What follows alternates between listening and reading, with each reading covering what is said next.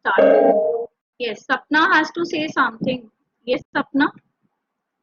Yes, you can speak. Hello, ma'am. You are not audible. Am I not audible to everyone? Ma'am, I can't hear you. Hello, Yes, everyone. I'm asking. Please, am ma'am. I And the audible? chat section is also off.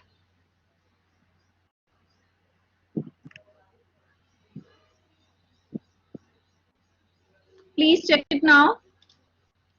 Uh, Yes, it's working. It's working. Audible. Everyone is saying audible. Sapna, probably there is some problem at your end. ma'am, you are not audible. Uh, yes, everyone is saying that I'm audible. Yes, someone is saying that you Oh, can refresh at I your will end. read then. Okay. Yes, yes. There is some problem at your end. Everyone is can hear me clearly. Yes.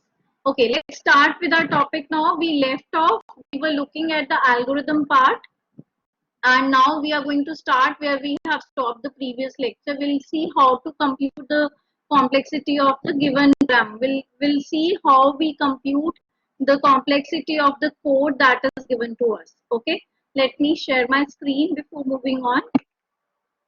Sapna is again saying something. Sapna. Yes, ma'am. You are audible now. Yes, audible now? Right. Yes. So I'm sharing my screen and we will start with our next topic. Before moving on, I would start a poll just to recapitulate that whether you have understanding of the previous previous session or not. Okay, I'm starting a poll just to check whether you remember the previous lecture or not. So the poll has started. Please quickly respond to it. Yes, great.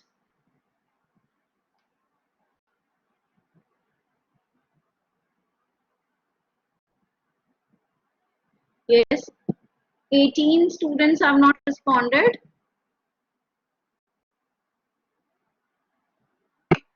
Quickly respond. It's my first class. Palak, not a problem. If you know the answer, you can answer. Otherwise, just leave it. And Palak, I would like to tell you, you can have a check or look at the previous lecture. You have the option of looking at the recorded lectures in your BB account. Okay, so 9 have not responded. Let me see who have. Anila has not responded. Avneet, Sai Kamal has not responded. Jatinder, Karan, Madhu, Neeraj, Nitin Joseph, they have not, now they have responded. Palak, Sahil, yes, fine. Anila had connection issues. Okay, not a problem. And some of you have given the wrong answer, and the answer was supposed to be yes, but some of you have given the wrong answer. Let me call the names. Those who have given the answer as no, see, an algorithm, there can be n number of algorithms to solve a particular problem, but we have to algorithm in such a way that it is time and space efficient. So those who have given the wrong answer, that is no, please note the answer is yes. Okay, so I'm stopping over here this poll. Okay. Okay, let's start with it now. I'll be sharing my PPT. Just a second, it will take some time to get uploaded.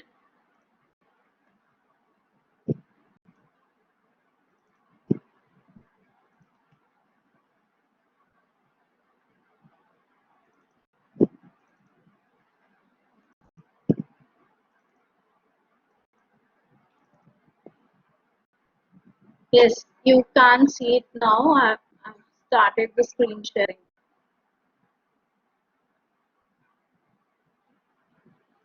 Just a second.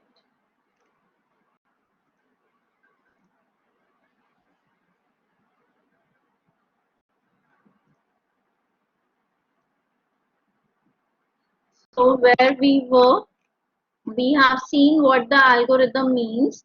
We have seen what are the characteristics of an algorithm.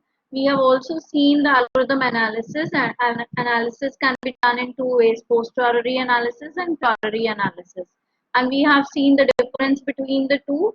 Then we have seen what do you mean by complexity. Complexity is the number of operations that are performed in your particular algorithm. It not depends upon this number of lines in your algorithm, rather how complex the operations are being performed in your algorithm, that would decide the complexity.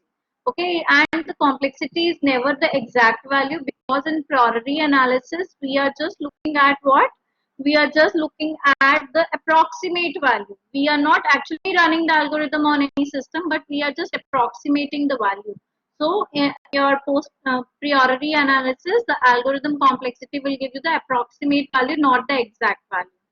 Okay. Then we have seen what is time space trade-off, what is space complexity. We have seen what is, ma'am, you are not audible to me. Simran, I think if I'm not audible to someone, there is connectivity issues at your end, because I'm sitting in university. There is not a problem of internet over here. Yes, please reconnect. See, I'm using the internet of university, so I don't have any internet issues on my end. Okay. Yes. So we have seen what is time complexity, that is the number of operations being involved, and we have seen what is the space complexity. Space is the amount of space taken by a particular algorithm, and we have seen the example that as the time increases, space requirement may decrease. As the space requirement increases, time may decrease. So there is a trade-off between them, and we have also seen that the example of merge sort and bubble sort. In bubble sort, the time complexity is more, but it is good in terms of space complexity. And in merge sort, the time complexity is less, but it is not good in terms of space complexity. Okay. Then we have seen the three cases, that is best case, average case, and worst case. Best case is when the algorithm can perform best. That is the best thing that can happen to your algorithm. The least number of operations that your algorithm can perform. Worst case is the maximum number of operations that your algorithm may have to undergo under certain situations. And average case is the case which is not best or worst. It is in between these two categories. That is the case. We have seen this. Okay. Then comes the asymptotic notations. Let me just, I think my stylus is not connected.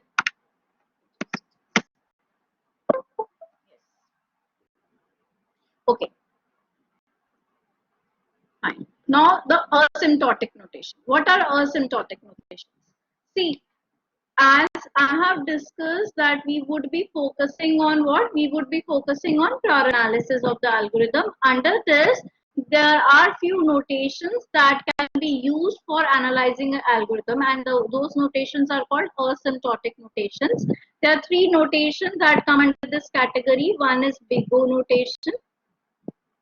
Second one is theta notation, and third one is omega notation. Okay, fine. So we are going to study these. Basically, we would be analyzing every algorithm using big O notation. I will tell you reason why we are focusing on the big O notation only. See, big O notation always gives you, yes, exactly, Anubhav, because big O notation focuses on the worst case. Means it will give you the worst case complexity of the algorithm. ज़्यादा से ज़्यादा कितनी हो सकती है complexity?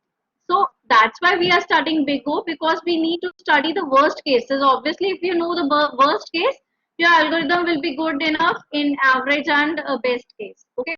So we are studying big O notation only because it focuses on the worst case complexity. Okay. Then comes the theta notation. Theta notation, before moving on to theta notation, I'll tell you omega notation. Omega notation, you can say it focuses on the best case. Yes, Anupam. It always focuses on the best case. That's why in some algorithm or some books you will see that your function, if your graph is like this function, your problem is a function of fx, so your big O notation will give you the upper bound. Big O always give you the upper bound of that particular algorithm. Means how your algorithm can behave in the worst scenarios. Okay, omega notation always give you the lower bound. Lower bound means कम से कम कितना होगा, कम से कम कब होता है, that is in the case of best case. And theta notation is nothing but it gives you the medium, you can say the middle value of a particular algorithm, or the complexity of the algorithm which lies between best case and the worst case, that is the average case. Yes, exactly, Anubhav, right. Okay, in case if I take up the case of linear search as we have done in lab, I'll just make you clear that big O notation complexity of the linear search. Worst क्या हो सकता है उसके साथ? Worst case is if this is your array and these are the numbers. If this is 10, 20, 30, 40, yes, right, Sapna, right. If I'm searching for 40, that is the worst case because I'll start from 1, then go to the second, then go to 30, then go to 40 and finally find the element. Or let us say I was searching for 45, in that case also it is the worst case because I am doing how many operations? N operation, where N is the size of your array. Okay, if there are 10 numbers, you will do 10 comparisons. If you have 100 numbers, you will have to do 100 comparison in case of worst case. So big O notation for linear search would be of the order of N. Okay, we call it like of the order of, means big O notation lies on the value of N. As the N increases, your complexity would increase. As the N increases, let us say I have lack of numbers, my time complexity of the algorithm will increase. Why? Because now I will take more time. Okay. And if I talk about omega notation, what can be the case in omega notation and linear search? That is the best case. Best case would be if I am searching for 10. 10 I found at the first position. So this is my what? This is my best case. Okay. So best case scenario is taken up by the omega notation and worst case scenario is taken by the your big O notation, and theta notation value lies between big O and omega, that is worst case and the best case. Yes, Palak, right? It is of the order of 1. Obviously, I use how much comparison? I used 1 comparison in case of best case. Okay. How can we identify the worst case complexity of, Anubhav is asking, how can we identify the worst space complexity of linear search? See, Anubhav, there is no space complexity involved in linear search, or you can say just we are using a variable item. So there is a single variable being used for comparison purpose. So say constant space complexity is there. Is that okay, Anubhav? Pallavi is saying average case. What, Pallavi, average case? What do you mean by average case? Anubhav? Yes, exactly, Pallavi. Average case is for theta notation. It lies between the omega and the big O notation. Ma'am, I studied that worst case complexity is of the order 1. That is what I am saying, Anubhav. It would be of the order of 1. Why? Because I am taking one variable to store the value of item to be compared. So it is of the order of 1. This is what I have written, that the space complexity of linear search would be of the order of 1. Why? Because we are taking a single variable for storing the item that is to be compared. Is that okay, Anubhav? I'm waiting for your response. Yes, fine. Please show me the graph also. I'll show you the graphs in the end of the lecture. Okay. Basically, your big O notation, if this is your function, big O notation will give you the upper bound. Okay. And if it is your omega notation, it will give you the lower bound. And if it is your theta notation, it will give you the intermediate of lower bound and upper bound. That is the worst case and the best case. Is that okay? So shall we move further? Okay, fine. So now what are the steps? See, if I give you certain code and I ask you to compute the big O complexity, see, I would be focusing mainly on big O notation. Why? because we are going to study the worst case complexity. If we know the worst case complexity, obviously we can calculate the best case and the average case. So we would be studying big O notation only. And what are the steps being involved in computing the big O notation of certain code? We'll see. The steps are basically you will drop the lower order terms and you will also drop all the constant multipliers. Let us say, let us see one code first, then it would be more clear.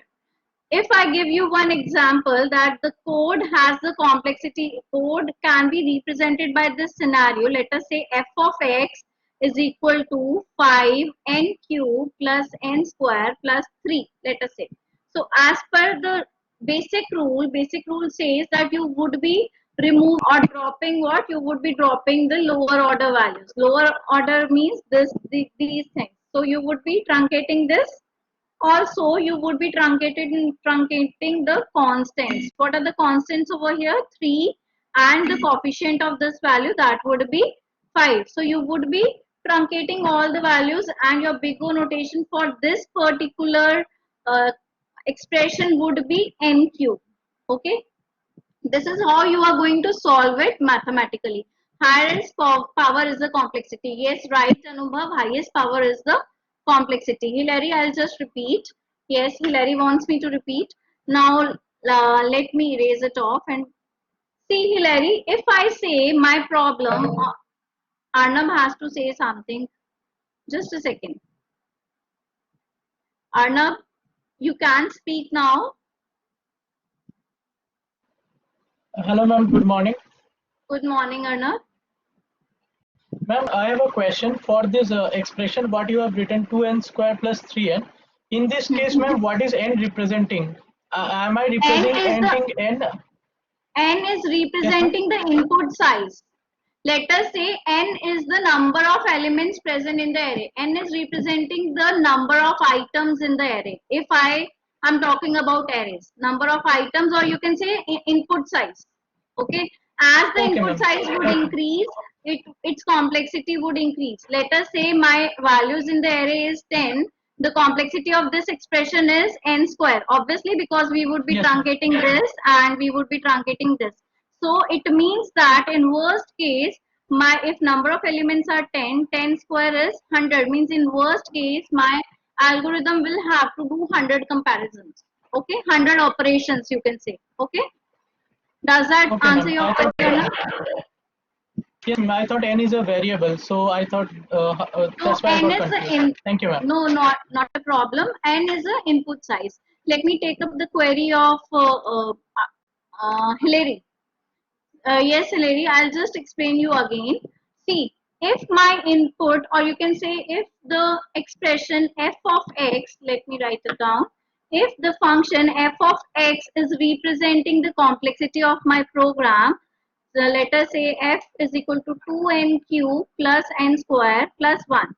Okay, this is, I am just assuming that this expression is representing the complexity of my program, or my algorithm has this complexity. Then what we will do, as we have discussed in the previous slide, that you will drop all the lower order terms, like all the terms with the lower raised to powers, and you would be dropping all the constant multipliers. So let me now move on to our example. If f of x is 2n cube plus n square plus 1, it means that the highest power is 3. So I would be truncating n square, that is, I would be, yes, Pallavi, right. The answer would be n raised to power 3, definitely. So n square would be truncated, and moreover, I would be truncating the coefficients also and the constant terms also. So what I am left with is n cube, means the complexity of this particular function will be of the order of n cube. Okay, Hilary? Fine, fine. Okay, so let us now see the code. Understood. Okay. Now let us see the code, how to compute the complexity when you have a code. Okay. Now if you are given a for loop. Okay, if you are given a for loop, this is your for loop, let us say. Now what? Yes, Anubhav, right. This for loop is going how much time? This statement is running for how much time? One time, right? Because I is getting initialized with 0, it means it is running for one time, right? Now, how many times this term is going to execute? When I is 0, you do this, perform this operation one time. Then I becomes 2, you execute it for the second time. Then you execute it the third. Till what? Till your I is less than n, or you can say n minus 1. Okay, so you are going to execute this statement n minus 1 times. Okay, and one time for when the condition becomes false, क्योंकि ये condition false भी तो होगी ना, so one time it will execute. So this is going to execute for n times, and increment is going to execute obviously for n times. So the inner loop is going to execute for n minus 1 times, right? Can you explain why n minus 1? Good job. See, I'll just explain you. See, if I'm doing I is equal to 0, I less than n, I plus plus. Fine. I less than n का मतलब है कि अगर n 5 है तो I जैसे ही 4 तक जाएगा, क्योंकि जैसे ही होगा 5 less than 5 becomes false and you come out of the loop. Okay. So inner statement would be executing n minus 1 times. Okay. Yes, because we are starting from 0, right? Fine. Okay, good job. Okay. So it is going to, Shivish says, ma'am, please repeat. See, Shivish, if this, ये initialization कितनी बार होगी? कितनी बार होगी? एक ही बार होगी, ठीक है? उसके बाद ये this statement, हाँ, right? And this statement, I assume I is 0 because I have initialized it to 0, and let us say my n is 5. So I is 0, 0 is less than 5, true. One time the loop runs, then I becomes 1. 1 is less than 5, true. Second time it runs, then I becomes 2. 2 less than 5, true. Third time it runs, then 3 less than 5 is true. Fourth time it runs, and then 4 is less than 5. Yes. How many times? This is the fifth time. Okay. And 5 less than 5, you will stop. Okay. So how many comparisons? Actually, this loop, this particular statement is running for 5 times, or you can say n times. Okay. And this I plus 1 कितनी बार हुआ? I was 0 initially. यहाँ पर increment नहीं हुआ. 1, 2, 3, 4 and 5. Okay. So comparison until the condition did satisfy, right? So this also gets n times. This internal gets executed for n minus 1 times. Okay. So if the complexity, how many operations are involved now? N minus 1 operations. So we would be truncating the constants. Then what becomes the complexity is of the order of n? Yes. Palak, loop is going to run for n minus 1 times, and comparisons would be n. Am I clear? Okay, fine. Yes. Great. So obviously, if the number of operations that I am doing is n minus 1 operations, so we will be truncating the lower terms or the constant terms. So the complexity becomes of the order of n, right? Okay, let's move on now. If you have a nested loop, in case you have a nested loop, in that case, I is 0. Okay, this will execute for how many times? We have just seen that it will run for the n times, and this is going to run for the m times. Okay, right? It is n into m, right, Palak?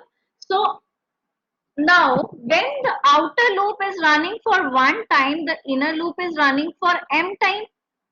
Okay, so on the first go, my inner loop runs for m time. In the second go, my inner loop runs for the m times. In the third go, my inner loop runs for the third time, until which how many times the outer loop will execute? It will execute for n times. So this is the multiplication. Means n is getting added how many times? N times. So you can say n into m. It is a simple method. I have 10 rupee notes. 10 rupee notes means 10 plus 10 plus 10 plus 10 plus 10 5 times. So I can simply write 5 into 10, that is 50. So this is what m is getting plus n times. So it is n into m complexity. Complexity of this code would be of the order of n into m. I think it's clear. Any doubt, you can just give me the feedback.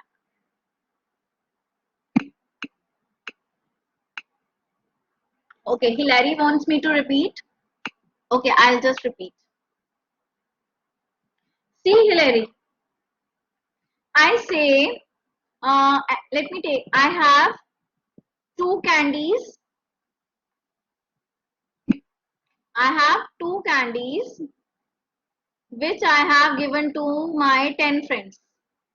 How many candies I had in total? 2 candies, and I have given to how many friends? 10 friends. Okay. So 2 plus 2 plus 2, how many times? I will add 10 times. So what it becomes? 2 plus 2 plus 2 plus 2.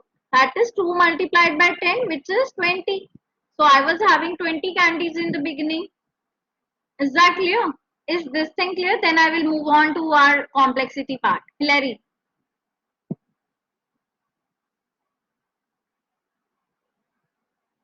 Hilary, I'm waiting for your feedback. Okay, though confusing. Not a problem. I'll repeat it again. See, Hilary, I have 1 rupee note, or I have $1. I have $1, and I have 5 similar notes. Means I have 5 notes of $1. How many dollars I have in total? Hilary will answer me. I have $1 note, and there are 5 similar notes with me. How many dollars I have in total?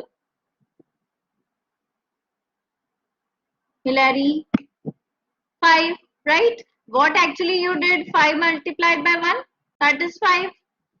Okay. Is that okay? Is this thing clear? Okay. Now let us see this loop. This loop, the outer loop we have seen when I is less than n. We have seen in the previous example how many comparisons were there? N times. Anupam, for each I, let me read out. For each I in first loop, second loop runs n times. For n loop, yes, exactly, Anupam.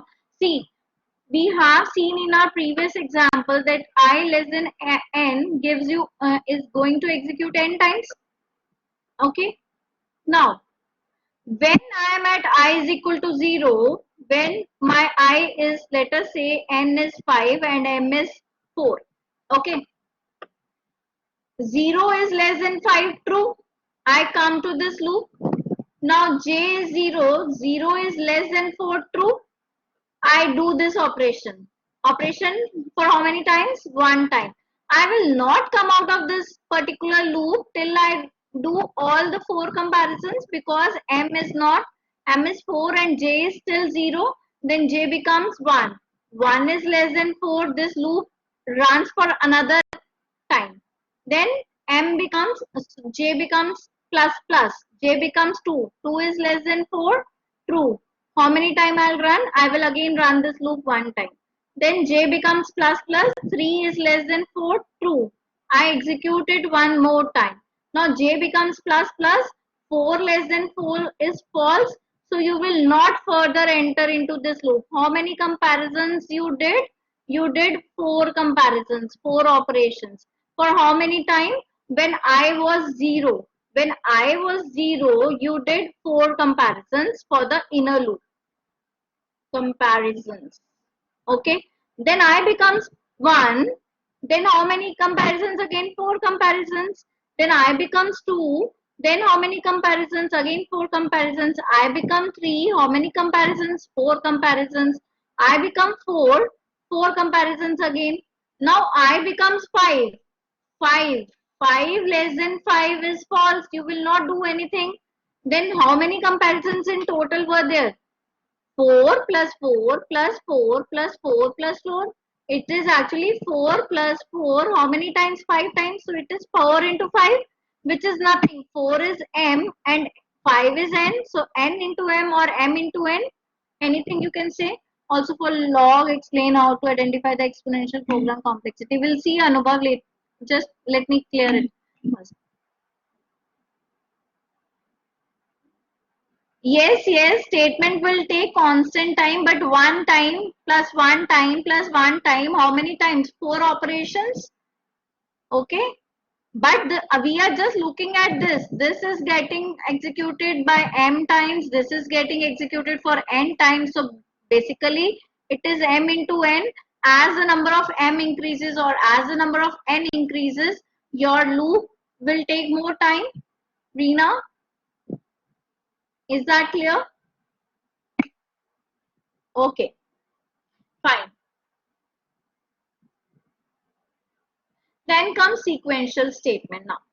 What is sequential statement? Sequential statement, if start from 1 and also j starts with 1, then you are saying that it was starting from, I was starting from 1 and j was also starting from 1. In that case, see how many comparisons you would do. I is less than n. So how many comparison? N minus 1 comparison. One comparison would be reduced. And over here also m minus 1 comparisons. Okay, Anubhav. Okay, so n minus 1 comparisons into m minus 1 comparison, n minus 1 into m minus 1. So it comes out to be n into m plus, sorry, minus n minus m plus 1. I think I am right. Multiply ऐसे ही होगा. Anubhav? Anubhav? Okay. So we will truncate the positive part, we will truncate the lower values, and what we are left with? N into m, positive value. Is that okay? Anubhav?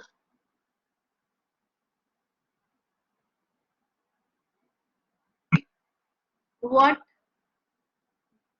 we truncated, please tell again the statement. See, you were saying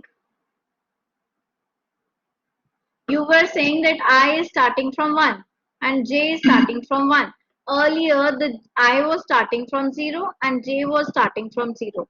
In that case, there were n comparisons. In this case, there were m comparison. Now, since your I is starting from 1, n minus 1 comparison and j is equal to 1 means m minus 1 comparisons. So, n minus 1 multiplied by m minus 1, n into m minus n minus m plus 1. This will get truncated. You will truncate this. You will truncate the negative parts also. What you are left with n into m. Okay, fine. Now coming to this part, if you have sequential statement. Sequential statement means, sequential statement, the one which are in order. Okay, in a sequence. Okay. So this is a statement that will take constant time. So its complexity will be of the order of 1. Is that clear? You know why we have taken the of the order of 1? Because the complexity of this algorithm, this particular statement, when we are just doing a is equal to a plus 10, let us say. This is my, you can say, expression. In that case, this is a constant expression. It does not depend upon input size. So the constant time would be taken by such expression. So it will take of the order of 1. Now, this again loop will go up to n comparisons. This would go up to n comparisons. Okay. Let us now see of the order of 1 plus of the order of n plus of the order of n. This gets truncated since these two are 2 of n. You can say 2 into n of the order of 2n. 2 gets discarded. Why? Because we are going to truncate the exponents also, sorry, coefficients also. So it becomes of the order of n. Is it clear? Give me your feedback. Atul says yes. Divyanshi, Dishant, yes. Great. One more poll for you. Great. So I'm starting the poll. You just please answer quickly. Yes, the poll has started. Please answer it. Yes, yes.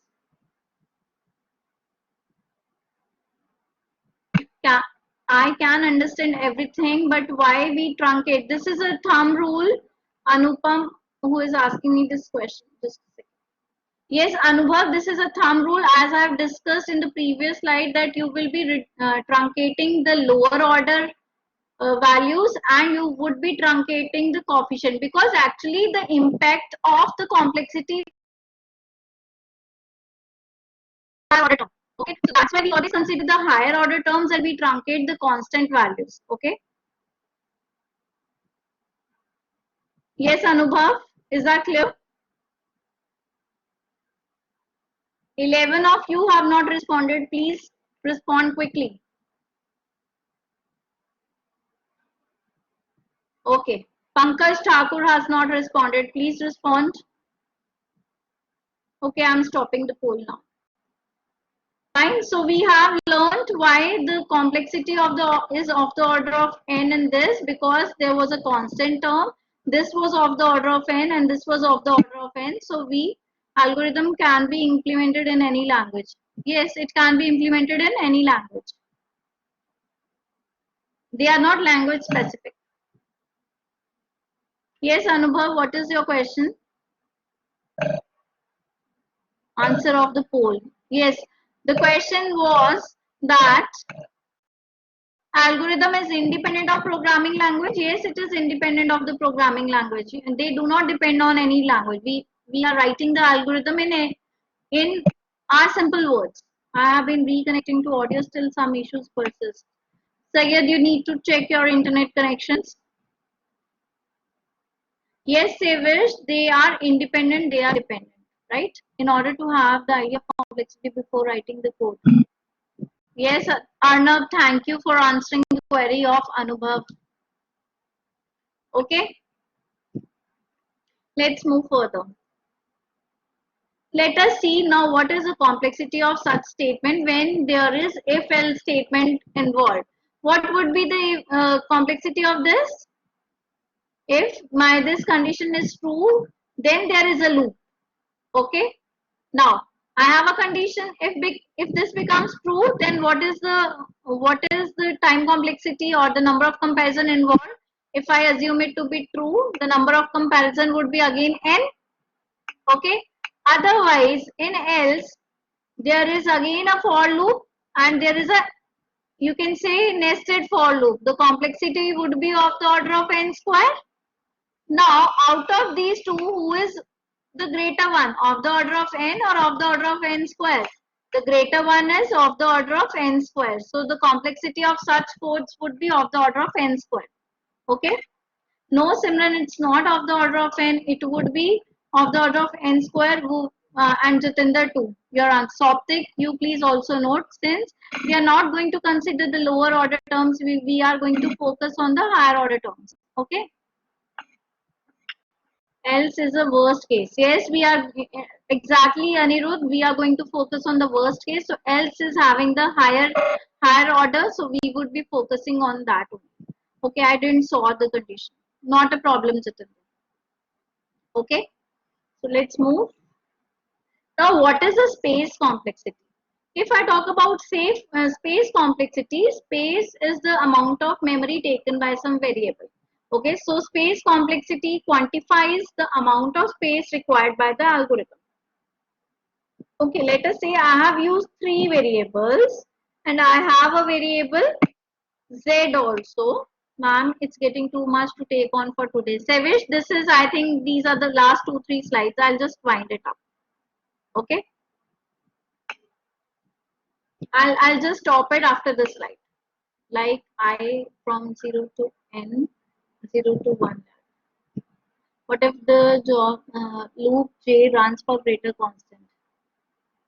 I'm not able to get your question, Anupam.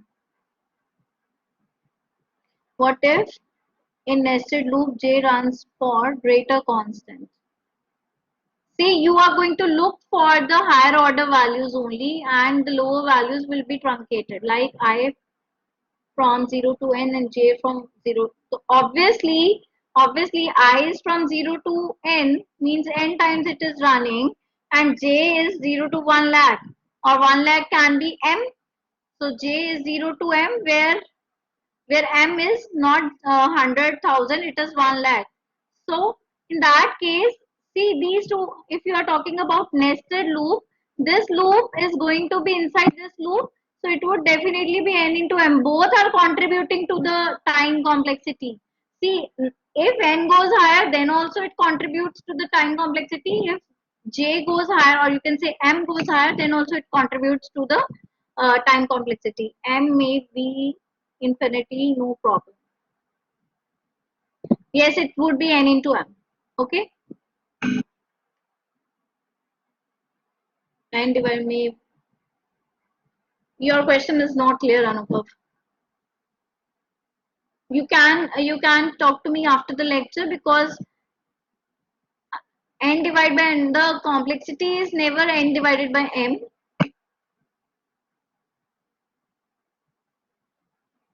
N or m may be infinity, no problem. See, what I am trying to tell you is n and m both are contributing to the complexity, so they both would be considered. Hilary, I'm just starting with the space complexity. I have not completed. Just wait. Let me cover it up now. Space complexity is the amount of space taken by the algorithm. A, B, and C are the three variables, and fourth variable is Z. Now you have to compute the space complexity. It is of 4 bytes. Let us assume one integer is of 4 bytes. So there are how many integers? One integer, two integer, 3, and 4. So there are 4 variables. 4 into 4, that is 16 bytes of memory space would be taken up by this algorithm. Okay. So that is how basically number of variables will decide the space complexity of the algorithm. As the number of variables increase, your space complexity increases for that particular algorithm. Okay. And I have one poll for you. We'll run it. Just a second. Please start looking at your screens. I've shared one poll.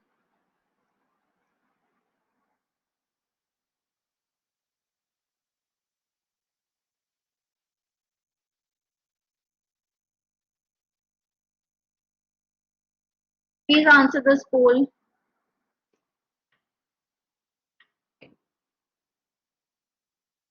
Yes, yes, they are infinite.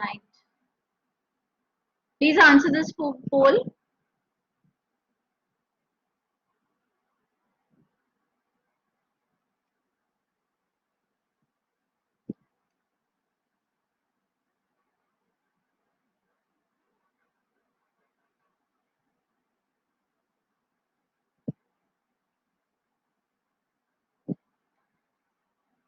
Yes, 11 students have given the wrong response. Pooja, Rahul, Rajneesh, Isha, Hardik, Divya Sharma, Divya Joshi, Chavi, Atul. Your response is wrong. And no response. Dinesh has not responded. Avneet has not responded. See, the question is, I'm stopping the poll. See, the question is which algorithm analysis gives the exact amount of time and space taken by the algorithm. That is, when you are actually executing, you will get the asymptotic notation always gives you what? Gives you the approximate value. They never give you the exact value. Exact value will only be given by the posteriori analysis, where you actually run that algorithm on a system, on a particular platform, on a particular language. That's why the posteriori analysis gives you the exact answer, and the priori analysis gives you the approximate answer. So the answer was 1, not 2. The option was 1. So Chavi, Divya, and others also, please make this thing clear. that next time if I talk about exact analysis, exact value of time and space, that is given by the post-priori analysis, not priori analysis. Okay. Okay. So we'll stop over here for this lecture and we'll continue with the next lecture in the coming, I think in the coming week. This is the last lecture for this week. We'll start with the next topic in the coming week. Ma'am, write the question in the chat again. I'll just write. Okay. I'll just write.